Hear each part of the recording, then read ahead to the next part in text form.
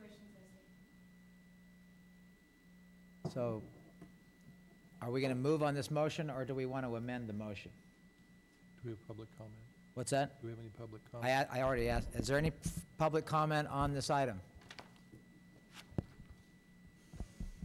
Is there any interest in amending this motion to include this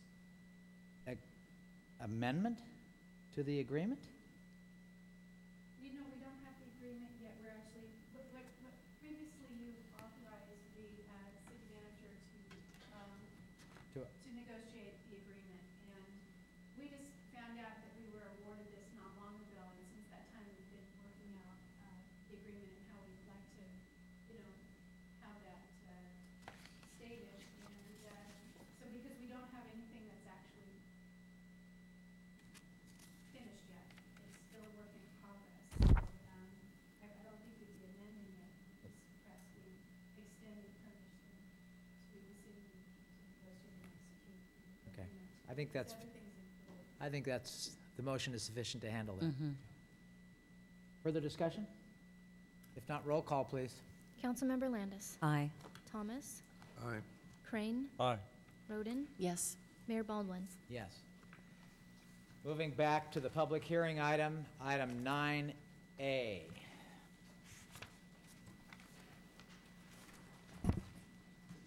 Adoption of a resolution amending resolution number 9449 establishing utility deposits, service fees, and rules governing utility deposits. Again, I want to remind staff to please let the public know your name and your position with the city as you begin your presentation. And we will turn this over to Gordon Elton, Finance Director.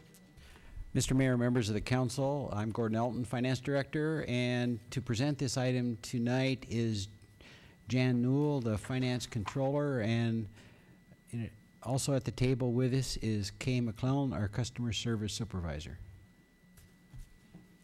Good evening.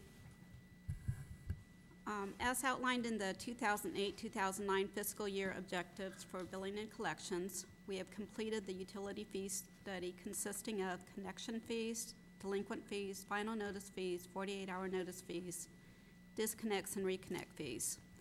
The process consisted of analyzing the costs associated with each phase, beginning with the utility deposits through the 4 delinquent stages, including the standard disconnects to the premium disconnects when alignment and special equipment is required. Attached to the ASR is the current resolution 9449 that was last updated in 1994. The current proposal you have before you was advertised in the Ukiah Daily Journal and was presented to the ad hoc committee on February 2nd. We are recommending that the fee schedule as advertised in the Ukiah Daily newspaper be adopted as proposed with an effective date of April 6, 2009. I don't know if you want me to go through the list of what we're changing. Briefly, yes. Okay. We are looking at updating all the deposits for the water service. The current fee right now is $10, and we would like to up it to $25. That's for domestic and also for commercial service. For electric service, it currently is $50 for both domestic and commercial, and we would like to update that to $75. For redeposits after we have disconnected service, it currently is $100, and we would like to update that to $150. New service connection fee, currently $750. We would like to update that to $15 for both domestic and commercial, and same with the electric service, $750 to $15. The delinquent notice fee, currently there is no charge for that, and we would like to propose a $5 charge for that. A final notice fee, currently $5 for both domestic and commercial, and we would have that remain the same. A 48-hour notice fee where we have to go out to the residents. There is currently no charge for that, and we would like to update that to $25. Standard disconnects, and that's without the requirement of a linesman. That is currently $35 for both commercial and domestic, and we would like to update that to $55. Standard reconnect due to non-pay, currently $7.50. We would like to update that to $25. Premium disconnect when a linesman and the equipment is required.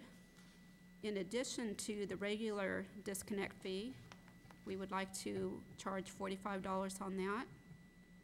And for the premium reconnect fee, again, a linesman required and the equipment, also $45. For the delinquent notice fees, the first delinquent stage is 36 days after they have received a statement where the $5 would apply. Currently no charge. For the final notice fee, which is a 15-day notice, that has been $5 and we would like it to remain $5. The 48-hour notice fee, when we have to go out and put the paperwork on the residence, at the resident's address. There is currently no charge for that service, and we would like to recommend a $25 service. I have a question regarding the electrical hookup fee. Mm-hmm. How does that compare with PG&E's hookup fee? The $15? Actually, I didn't compare PG&E, Okay, but I can certainly come back with that. thank you. Councilmember Thomas? Councilmember Crane? I'm going to move approval. Okay. Is there a second? Second. Mr. Mayor, I have a question. It's okay. We can get the questions and discussion after the I motion. second. Mr. Mayor, this is scheduled for a public hearing. You have to hold the public hearing before you can do the motion. Well, I don't know if that's necessarily true, but does the city attorney know whether or not we can have a motion before You the can have a public- motion before, you're required to hold a public hearing on the motion. Okay. Okay, and you have to consider that evidence. So we have a motion and a second to adopt these changes in fees for water and electric connections and notices, et cetera. Councilmember Thomas? What provision is made for not charging or for waiving or delaying collection of the penalties in cases where this would seem to wreak an unwarranted hardship on an individual? We certainly look at each case.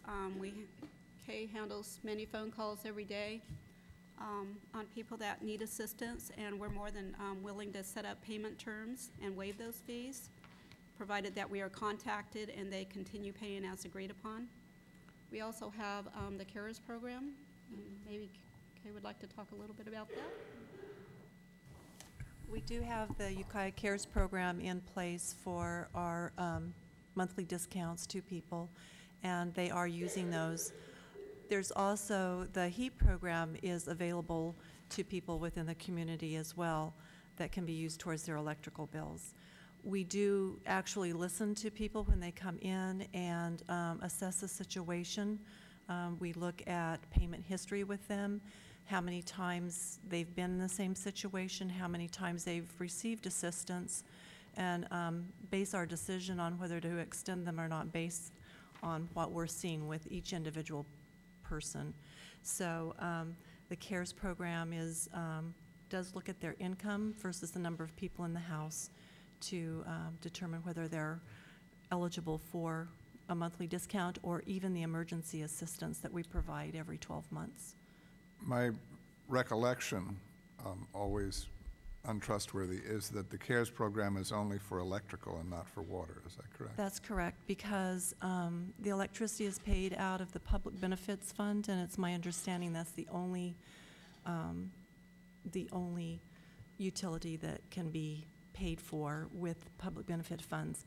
However, the HEAP program, which is also available normally once a year to people, and that's based on a calendar year, so conceivably someone could go into North Coast Energy and receive HEAP assistance in December and then turn around and apply for it again in January because they run on a calendar year.